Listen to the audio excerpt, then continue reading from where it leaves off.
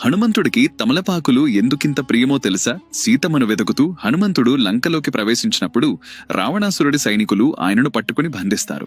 అంతటితో ఆగలేదు, ఆయన తోకకి నిప్పు పెట్టారు. కాని అది వారి తప్పు. ఆ అగ్ని హనుమంతుడి కోపాన్ని మరింత ఎక్కువ చేసింది. ఆయన ఒక్క దూకుడుతో మొత్తం లంకనే అగ్నికి ఆహుతి చేశాడు.